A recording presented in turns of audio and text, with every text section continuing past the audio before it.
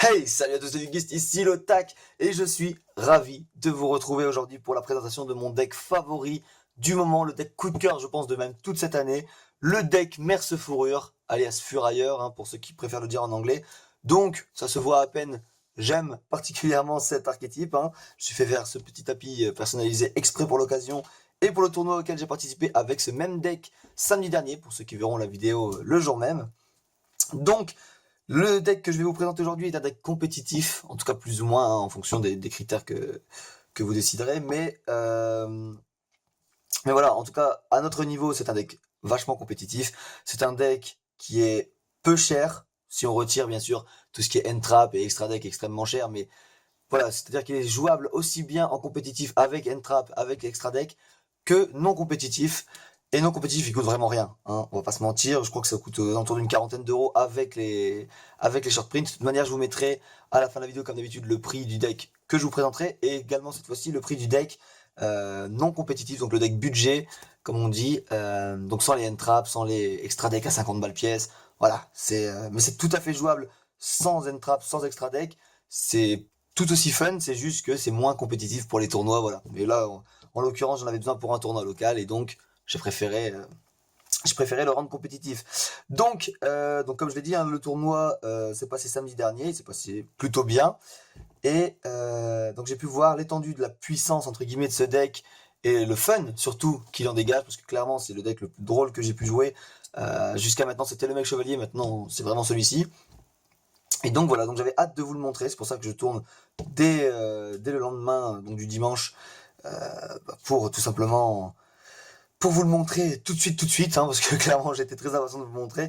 Mais voilà, donc c'est un deck de 40 cartes, et on va commencer tout de suite avec les 3 premiers monstres au nom assez évocateur, puisqu'il s'agit de Beat, épéiste, Merce Fourrure. Alors non, cette blague n'est pas autorisée, et ce depuis 1942, mais je sais très bien que tout le monde va la faire en commentaire.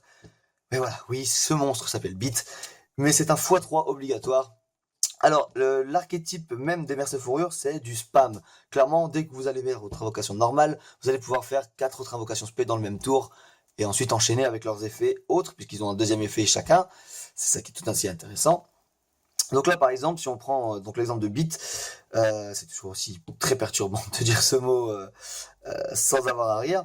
Donc, si on prend l'effet de cet épéiste, voilà, pour faire plus simple, Merce Fourrure, durant votre main phase, vous pouvez invoquer spécialement un autre monstre Merce Fourrure depuis votre main. Donc là, clairement, vous en mettez un deuxième qui aura lui aussi cet effet, etc., etc. Et son deuxième effet, c'est que si un Merce Fourrure est invoqué spécialement sur votre terrain pendant qu'il l'était lui, vous allez pouvoir récupérer un Merce Fourrure dans votre deck et le tuto dans votre main. C'est donc extrêmement puissant. C'est pour ça d'ailleurs que vous verrez dans les magiques qu'on va même jouer un renfort de l'armée exclusivement pour lui, puisque c'est un guerrier de niveau 3, pardon, donc 4 ou moins, pour avoir tout simplement 4 fois ce monstre dans le deck, parce que c'est clairement le pilier de celui-ci. Si vous avez rien dans les mains, à part 2 monstres, mais vous avez cet épéiste avec vous, vous le claquez sur le terrain, vous invoquez spécialement l'autre, et vous allez en rechercher un troisième, que vous pourrez invoquer spé, et ainsi de suite, et ainsi de suite.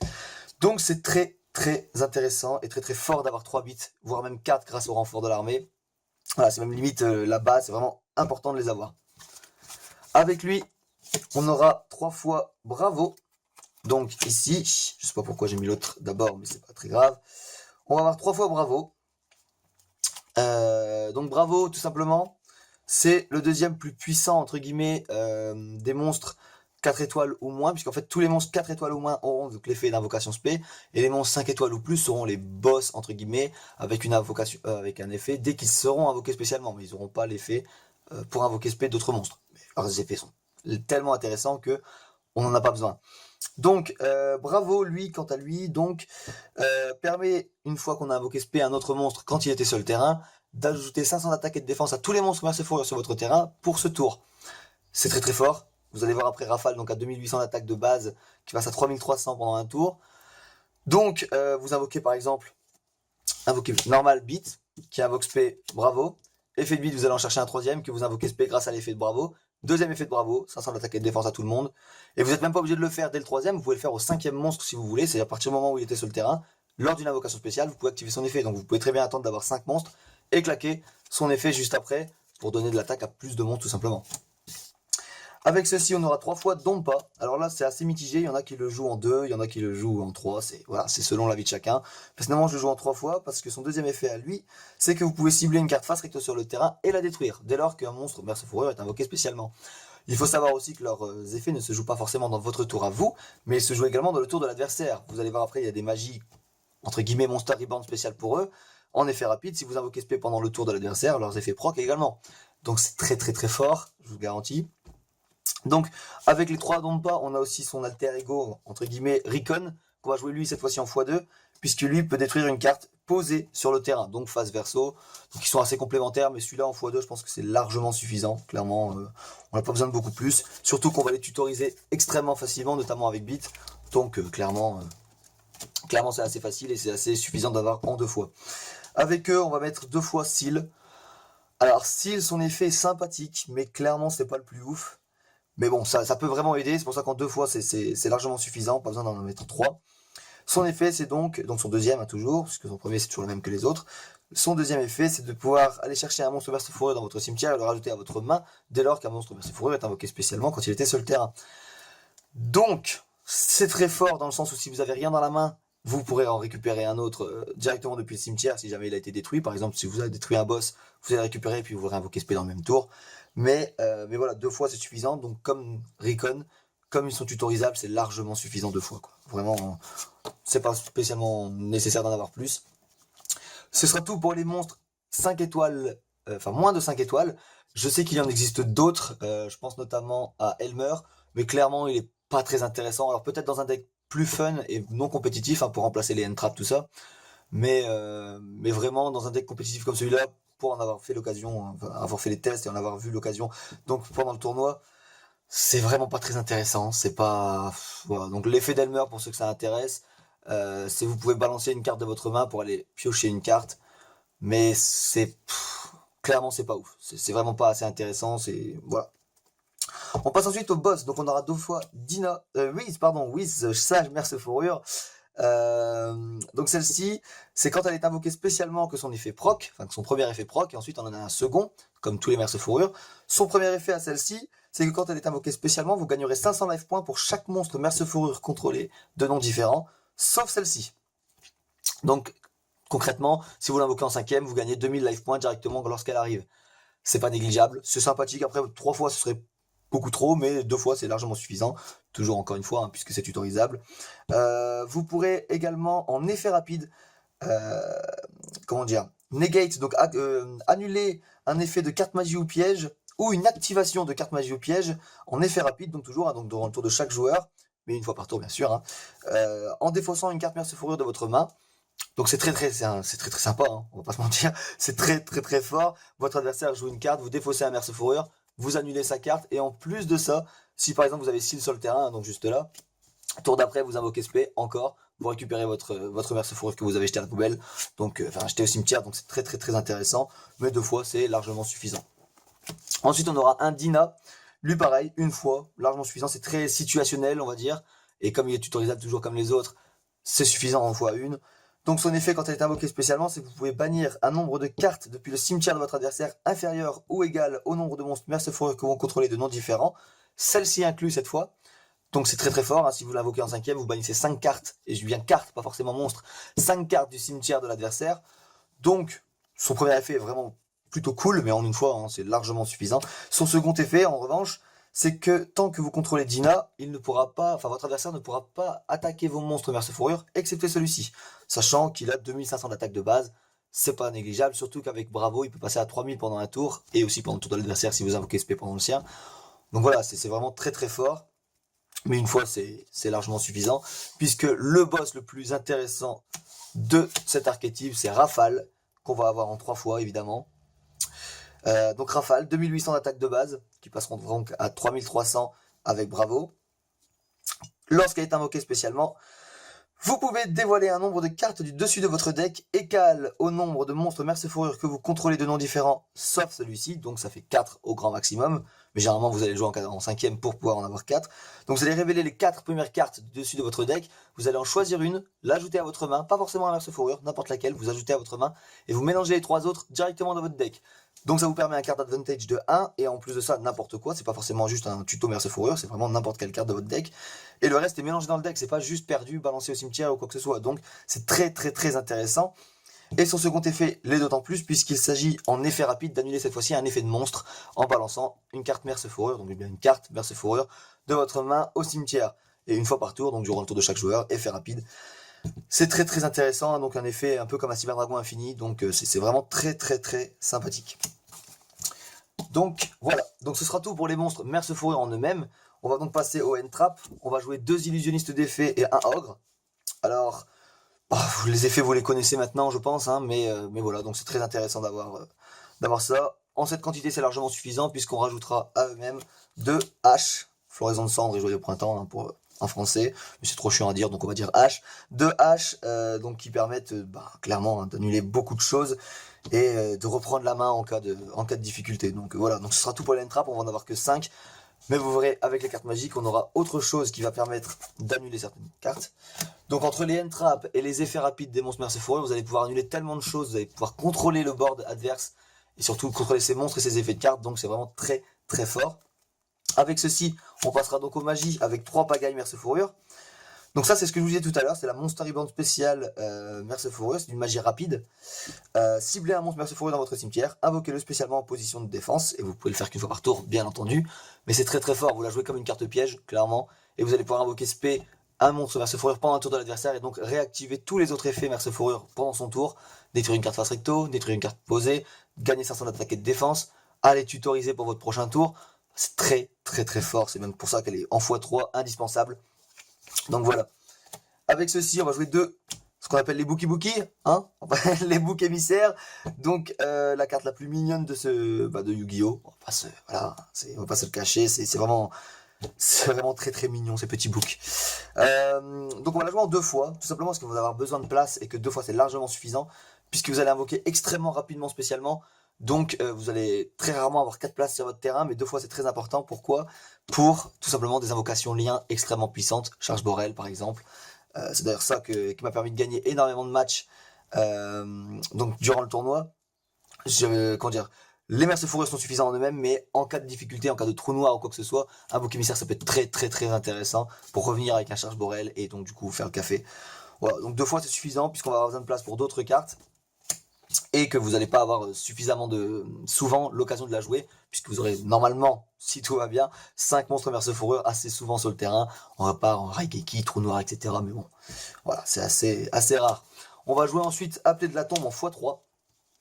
Donc là c'est pareil, c'est une autre catégorie de N-Trap entre guillemets, même si ça se joue pas depuis la main, mais c'est le même principe.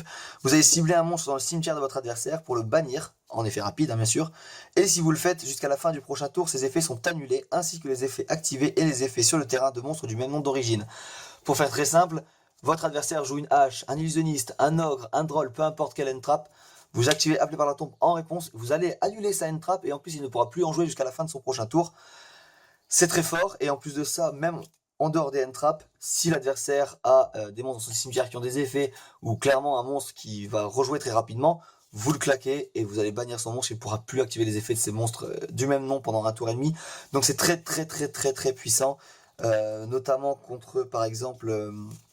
contre quoi j'ai eu l'occasion de le jouer par exemple, contre un golem roi ancien, voilà clairement, il a émis sa fusion, je l'ai détruit avec Dompa, donc qui détruisait une carte face recto, j'ai chaîné tout de suite avec Appelé par la Tombe, j'ai banni sa fusion et il n'a pas pu faire sa fusion sur charge qu'il voulait faire juste après, et donc voilà, donc enfin il pouvait le faire, mais golem roi ancien sans ses effets, bon bah c'est très facilement destructible, surtout si vous avez encore Dompa sur le terrain, vous savez qu'au prochain tour c'est terminé quoi, donc voilà, Appelé par la Tombe x3, c'est très très intéressant. Renfort de l'armée en x1, là, comme je l'ai dit tout à l'heure, c'est pour avoir un 4ème épéiste, 4ème bit, donc dans votre deck. C'est parce que c'est limité, sinon clairement en x3. Hein. On va pas se mentir, c'est très très fort et surtout très intéressant et très important d'avoir bit dans votre main le plus rapidement possible. Pot de désir x1 et Gobelin parvenu x1. Bah, tout simplement parce qu'on n'a jamais trop de cartes advantage et que si jamais vous avez vraiment la main la plus pourrie du PAF, et ben ça peut toujours vous permettre de revenir, mais voilà, x1 chacun, c'est de toute façon, Pot de désir en x1 c'est largement suffisant, surtout dans un deck de 40 cartes je trouve, ceux qui la jouent en 2 fois sont assez dingues, même si je sais très bien que c'est pour l'avoir plus rapidement, je trouve que vous avez tellement mieux à mettre, Et Gobelin Parvenu, pareil, 1x1, piocher une carte en donnant 1000 life points à votre adversaire. Ces 1000 life points qui vont très vite partir et avoir un card d'advantage de 1, c'est toujours très très intéressant. Et enfin, Monster Reborn, x1. Comme dans tous les profils de deck qu'on a pu faire jusqu'à maintenant, on va le redire et encore, mais elle est là, pourquoi ne pas en profiter, autant la jouer. Surtout que c'est pareil avec les Merce Fourrure, comme c'est une invocation spé, bon, pendant votre tour certes, c'est une invocation spé, donc ça réactive les compteurs de tout le monde, donc voilà, c'est très intéressant. En carte piège maintenant, on va jouer 2 dispositifs d'évacuation obligatoires. Tout simplement, s'il y a un monstre que vous n'arrivez pas à battre, malgré l'attaque donnée par Bravo, malgré vos effets de cartes, il est beaucoup trop fort pour vous. Dispositif d'évacuation obligatoire et c'est plié. Voilà, donc 2 fois c'est largement suffisant. C'est vraiment en cas d'extrême danger. Et enfin, une petite carte leurre, le Waking the Dragon, donc Réveil du Dragon. C'est une des cartes qui me fait le plus rire dans le format actuel. C'est tout simplement que si cette carte est posée et contrôlée donc par vous, quitte le terrain à cause d'un effet de l'adversaire et est maintenant dans le cimetière ou banni, vous pouvez invoquer spécialement un monstre depuis votre deck ou extra deck. Il y a tellement de possibilités que l'adversaire vous détruit des cartes magie ou pièges posées sur votre terrain par peur d'une force miroir ou autre, que ça va arriver très très facilement. S'il a vraiment la carte qu'il faut et qu'il va vous la bannir, et ben son effet marche quand même. Mais clairement c'est très très fort, puisque si vous la détruisez pendant votre tour, vous allez pouvoir invoquer spécialement un Merce Fourrure. Donc c'est très très bien, puisque vous allez remettre les compteurs de tout le monde. Et en plus de ça, si vous la détruisez pendant son tour, vous allez pouvoir invoquer spé depuis votre extra deck également. C'est très très fort et vous allez voir juste après avec l'extra deck qu'il y a des monstres très très intéressants à utiliser. Surtout que là, bon, il y a même pas de condition d'invocation ou quoi que ce soit. Donc si l'extra deck vous permet de l'invoquer, sans condition d'invocation très précise, vous allez pouvoir l'invoquer avec Réveil du Dragon et c'est très très très drôle à faire. Notamment avec, donc d'ailleurs on va passer l'extra deck, par exemple Naturia Exterio. Donc là c'est par exemple avec Waking the Dragon qui se joue, clairement, parce que dans votre deck vous n'allez jamais pouvoir l'invoquer. Il vous pète Waking the Dragon, donc qui va aller au cimetière. Vous allez invoquer spé Naturia Exterio. Naturia Exterio, c'est une carte très très drôle, puisque c'est une 2800 d'attaque, déjà de base, donc c'est sympathique. Et elle vous dit que en bannissant une carte de votre cimetière et en envoyant la première carte dessus de votre deck au cimetière, vous pouvez annuler et détruire une carte magie ou piège jouée par votre adversaire. Pour faire simple, c'est même pas précisé une fois par tour, donc c'est donc infini, puisque vous allez à chaque fois balancer au cimetière. Et comme Waking the Dragon est déjà au cimetière quand elle est invoquée, c'est infini. Donc une fois qu'elle est sur le terrain, l'adversaire ne peut plus jouer de magie ou piège, en tout cas tant que vous accepterez de jeter des cartes. Donc si vous avez déjà votre board complet et qu'en plus vous invoquez Naturia Exterio, vous vous en foutez complètement de balancer des cartes au cimetière. Surtout qu'avec Seal, vous pourrez toujours les récupérer si vraiment vous avez balancé un truc très important. En Merce Fourrure, bien sûr. Et pendant ce temps-là, votre adversaire ne peut plus jouer de magie ou piège. C'est donc très très très intéressant. Maintenant, c'est évidemment remplaçable par autre chose, notamment celle-ci également. Dragon, Profondam, Alter, Dragositos, etc., etc., le nom le plus imprononçable du monde. C'est pareil, il ne nécessite pas de conditions d'invocation très particulières, donc vous pourrez l'invoquer avec Waking the Dragon. Et là, c'est clairement un gros tonk. On va pas se mentir, j'ai mis ça parce que c'était une 4000 et qu'elle avait un effet très intéressant. Donc lorsqu'elle détruit un monstre de votre adversaire au combat et qu'il l'envoie au cimetière, vous pouvez activer cet effet. Cette carte peut faire une seconde attaque à la suite sur un monstre de votre adversaire. Donc c'est ça, c'est un gros tonk qui va attaquer tout le monde si vraiment vous êtes dans la merde. Et durant votre stand-by phase, vous pouvez cibler un monstre face recto contrôlé par votre adversaire. Son attaque devient la moitié de son attaque actuelle, et si elle le fait, infliger des dommages à votre adversaire égale à l'attaque perdue. Donc là, pareil, si adversaire a également un gros tonk, vous lui divisez son attaque par 2, et en plus, il prendra les dégâts en burn, donc c'est plutôt sympathique. Maintenant, ces 2 cartes donc, que j'utilise grâce à, et surtout pour Réveil du Dragon, mais elles sont très facilement remplaçables. Si vous avez des idées d'ailleurs pour la remplacer, n'hésitez surtout pas à la mettre en commentaire de cette vidéo. Ça intéressera tous ceux qui voudraient faire le deck, et ça intéressera également moi-même, on va pas se mentir. Si vous avez d'autres cartes qui pourraient être intéressantes dans ce deck, n'hésitez pas à le commenter, on serait ravis de le savoir. Avec ceci, on passera aux X6, donc on a numéro 64, Rona, Raton Laveur, Sandayou et les Chevaliers Fantômes du Javelot Maudit. Donc pour faire très simple, il vaut tous les deux monstres de type bête de niveau 2, donc vous avez Dompa et Recon pour ça. Rona, Raton Laveur, donc ça c'est plutôt pratique, clairement. Si vous avez arrivé à l'invoquer, vous allez pouvoir retirer un matériel pour invoquer un token qui a l'attaque la plus puissante actuellement sur le terrain. Donc ça c'est pareil, c'est anti-gros tonk en face. Si vous avez un gros monstre à 4000 d'attaque, vous savez pas comment le passer, et que vous avez donc pas Recon sur le terrain, vous faites l'X6, vous faites le jeton, vous attaquez vous vous suicidez clairement sur son monstre, et puis après vous avez encore le reste. Sachant que Rona a un deuxième effet, il est né pas destructible, comment dire, tant qu'il y a un autre monstre bête sur votre terrain, cette carte ne peut pas être détruite ni au combat ni par des effets de cartes. Et des monstres bêtes, déjà le jeton c'en est un, clairement. Et vous aurez également d'autres monstres avec les Merce Fourrure. Donc c'est très très intéressant. Les chevaliers fantômes du javelot maudit, c'est très situationnel, mais c'est toujours pareil en fonction de ce que vous avez en face. Vous faites passer, en retirant un matériel X de cette carte, vous faites passer un monstre de votre adversaire son attaque à 0, voilà, clairement. Et aussi, il a ses effets annulés. Donc voilà, c'est pour passer certains monstres qui sont vraiment relous à passer. Donc c'est assez situationnel, mais ça peut être utile. Le combo Utopie l'éclair, parce que ce combo, je pense qu'il n'y a même pas besoin de justification, c'est très très facilement invocable avec vous, puisque deux monstres de niveau 4, vous avez Bravo par exemple, donc c'est très très intéressant à jouer. Ça peut sauver hein, d'avoir une 5000, toujours pareil, anti-gros tonk, et voilà, donc c'est très très facilement invocable. Donc clairement, si vous avez un gros tonk en face et que vous savez pas quoi faire, en fonction des monstres que vous avez, vous allez pouvoir jouer l'un de ces exis et donc le passer au-dessus. Hein. Clairement, si vous n'avez pas Waking Dragon, mais que vous avez deux monstres de niveau 2, vous avez Ronin ou les Chevaliers Fantômes. Si vous avez deux monstres de niveau 4, vous avez Utopie. Donc voilà, en fonction de votre board, vous allez pouvoir, quoi qu'il arrive, passer un tonk normalement, plus en plus avec un dispositif obligatoire. Voilà, techniquement, c'est assez facile de passer au-dessus et vous ne devriez pas avoir trop de problèmes, surtout qu'après, bon, c'est toi un OTK généralement qui est proposé avec vos 5 monstres. Donc voilà. Ensuite, on passe au lien. Missus Radieux, Araignée Lien. Tout simplement pour le combo bouc émissaire. Vous balancez ça et après, bah, voilà. Donc là, je les ai plus actuellement, mais je les ai eu à prêter pendant le tournoi et ils vont arriver très très vite. Charge Borel et Sarouja. Donc Sarouja, je vous conseillerais plutôt de le faire avec vos propres monstres pour avoir son quatrième effet. Son troisième effet, pardon, avec les 4 monstres pour piocher 4 cartes et en renvoyer 3 dans le deck. Puisque vous allez remélanger et vous en foutez de les mettre en dessous. Donc très facilement, hein, donc avec beat, tout ça. Et ça vous donne un carte advantage de 1, toujours pareil, c'est toujours intéressant d'avoir des monstres et des cartes dans votre main pour pouvoir réactiver les combos de tous vos Merce Fourrure. Et Charge Borel, et bien tout simplement avec ce combo là, Bouc Émissaire, Missus Radieux, Araignée Lien, vous balancez les 3, Charge Borel, et après une Charge Borel, bon bah là, pas se mentir, c'est un film de cul, hein, clairement, une fois que vous avez Charge Borel sur le terrain, à moins que l'adversaire ait la carte qui vous permettrait de vous contrer, c'est extrêmement puissant. Je pense que tout le monde connaît maintenant l'effet de Charge Borel, mais voilà, il en a plusieurs et l'effet qui contrôle les monstres adverses, encore une fois, c'est un anti-tonk, mais c'est même pas que ça, c'est surtout que si votre adversaire a un monstre que vous avez du mal à passer et que c'est le seul, charge Borel, pour récupérer le monstre et vous attaquer avec tout le reste. Et généralement, c'est terminé comme ça. Et ensuite, des liens un peu plus génériques, Cerbère, Chevalier du Cauchemar, Phoenix, Chevalier du Cauchemar, tout simplement parce que deux monstres de noms différents, c'est très très facilement réalisable avec Merce Fourrure. Et parce que bah, leurs effets sont sympas, hein. Vous allez pouvoir détruire des magies pièges ou détruire des monstres. Voilà, techniquement vous êtes largement capable de le faire avec vos Merce Fourrure, c'est pour ça que je n'ai même pas eu le temps de les jouer. Mais c'est toujours sympa, de toute façon vous avez de la place dans votre extra deck, donc profitez-en. Voilà, c'est très générique et elle coûte que dalle, donc profitez-en. Et enfin, Dragon Proxy et Decode Talker, enfin Décodeur Bavard, parce que voilà, leur combo est tout aussi intéressant et que c'est très facilement invocable.